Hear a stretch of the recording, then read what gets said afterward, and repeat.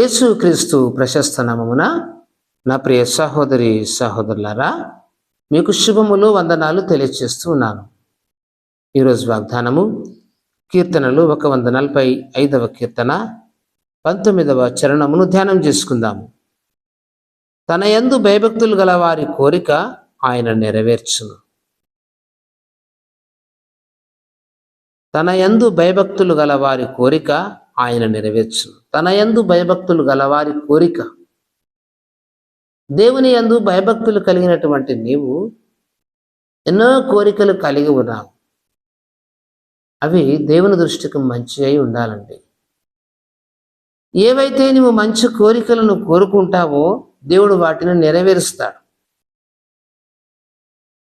దేవునికి ఇష్టం లేని కోరికలను నువ్వు కోరుకొని నెరవేర్చమని నువ్వు పట్టుబట్టి ప్రార్థన చేసినంత మాత్రాన అవి నెరవేర్తాయని ఎట్లా అనుకుంటావు నా దేవుని బిడ్డ? నా ప్రియ సహోదరి సహోదరుడా, అమ్మా, నీ అజ్ఞానముతో కూడినటువంటి ప్రార్థనకు దేవుడు జవాబిస్తాడని నువ్వు అనుకుంటూ ఉన్నావా? ఒకసారి ఆలోచించాలి. ఇక్కడ కోరిక నెరవేరుస్తాడని రాయబడింది, కానీ ఏది పెడితే అది కోరుకుంటే నెరవేరుస్తాడని రాయబడలేదే. ఈ సంగతిని నీవు ఆలోచించుకోవాలి. దేవుడు నిన్ను ప్రేమిస్తున్నాడు. నీకు గర్భఫలం కావాలా? కోరుకో, దేవుడు ఇస్తాడు. నీకు ఆరోగ్యం బాగలేదా? కోరుకో, దేవుడు నీకు ఇస్తాడు. నీకు సమాధానం లేదా? కోరుకో, దేవుడు నీకు ఇస్తాడు. కానీ చెడ్డ వాటిని కోరుకుంటే దేవుడు నీకు అనుగ్రహించాడు. చెడ్డ వాటిని కావాలని ఆశిస్తే, అన్యాయముగా ఆశిస్తే నీకు దొరకదు. కాబట్టి మంచి వాటిని, దేవునికి ఏదైతే ఇష్టమో నీకు తెలుసు, అది న్యాయమైనది, దాన్ని నువ్వు ఆలోచించి కోరుకుంటే ప్రభు నీకు అనుగ్రహిస్తాడు. కాబట్టి తన యందు భయభక్తులు గల వారి కోరిక ఆయన నెరవేర్చును. తన యందు, నువ్వు దేవుని యందు భయభక్తులు కలిగి ఉండాలి. మొదటిగా భయభక్తులు కలిగి ఉంటే దేవుడు నీ మాట వింటాడు, నీ ప్రార్థన వింటాడు, నీకు సహాయం చేస్తాడు.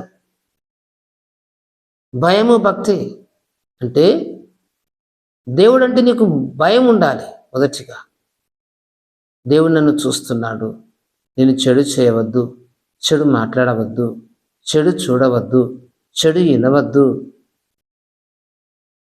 చెడు వాటిని నీవు విడిచిపెట్టుకోవాలి. దేవునికి ఇష్టం లేని ప్రతి దానిని విడిచిపెట్టుకోవాలి. దీనికి భయము అంటారు.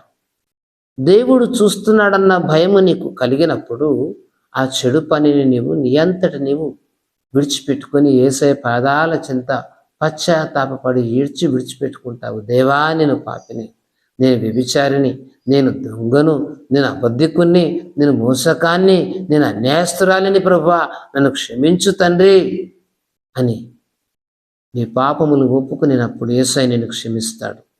అది భయముతో కూడినటువంటి భక్తి. భక్తి అంటే భయముతో పాటు నీవు నీతి మార్గమును అనుసరించుట అనగా ఆయన యొక్క ఆజ్ఞలు కొన్ని ఉన్నాయి కదా, వాటిని నీవు వెంబడించాలి.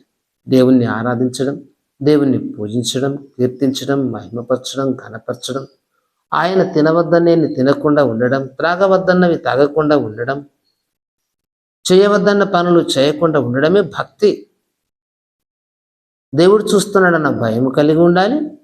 ఈ భక్తిని నీవు అనుసరించిన నాడు దేవుని సన్నిధిలో నీవు దీవించబడతావు. ఆ దీవెన నీకు నెరవేరాలి. ఆ దీవెనే నీ కోరిక. నీవు అనుకుంటున్నావు మంచి ఇల్లు కట్టుకోవాలని, నీవు అనుకుంటున్నావు మంచి పొలము చేను కొనుక్కోవాలని, నీవు అనుకుంటున్నావు మంచి ఉద్యోగము వ్యాపారము కావాలని, నీవు అనుకుంటున్నావు ఉన్నతమైన స్థితిలో ఎదగాలని, లేక నువ్వు సమస్యలో బాధలో ఉంటే బయటికి రావాలని, లేక గర్భఫలాలు కావాలని, అనారోగ్య సమస్యలుంటే విడుదల కావాలని, ఎన్నెన్నో ఆలోచనలు నీకు ఉన్నాయి. మంచివైతే దేవుడు నీకు నెరవేరుస్తాడు. తప్పకుండా నిన్ను దీవిస్తాడు.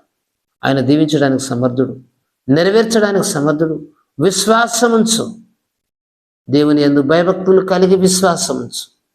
నమ్మకంతో దేవుణ్ణి అడుగు. ఆయన నీ మొర విని నీకు సహాయం అందించి నిన్ను దీవించి ఆశీర్వదించి తప్పకుండా నిన్ను గొప్ప చేస్తాడు. ప్రార్థన. నా ప్రేమ స్వరూపైన దేవా, వందనములు, స్తోత్రములు నాయన. ఈ కొద్ది సమయంలో ఈ కొద్ది నీ వాక్కులు వింటున్నటువంటి నిబిడులను దర్శించండి, కృప చూపండి, దీవించండి, ఆశీర్వదించండి తండ్రి. తన యందు భయభక్తులు గల వారి కోరికను నెరవేర్చుదునని సెలవిస్తున్న దేవుడువు నాయన. నువ్వు నెరవేర్చే దేవుడువు. నీకు అడుగు వారికి ఏది తక్కువ చేయవు ప్రభా.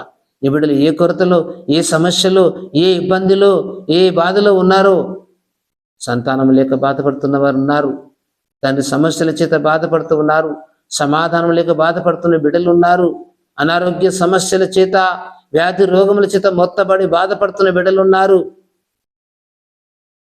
సాతానుకు తంత్రముల చేత చేతబడి మాంత్రిక శక్తుల చేత బాధపడుతున్న బిడ్డలు ఉన్నారు, తిండి లేక, బట్ట లేక, అన్నవస్త్రం లేక, ఉద్యోగాలు, వ్యాపారాలు లేక బాధపడుతున్న బిడ్డలు ఉన్నారు, చేయని తప్పుకు అనవసరంగా ఇరుక్కుని బాధపడుతున్న బిడ్డలు ఉన్నారు, శోధించబడుతున్న బిడ్డలున్నారు, జైల్లో బంధించబడ్డ బిడ్డలున్నారు. అయ్యా, నిన్ను వేడుకుంటున్నారు, క్షమించండి. వారి పాపదోషములు పరిహరించి వారి కన్నీరు తుడిచి ఆదరించండి, విడిపించండి, సహాయం చేయండి.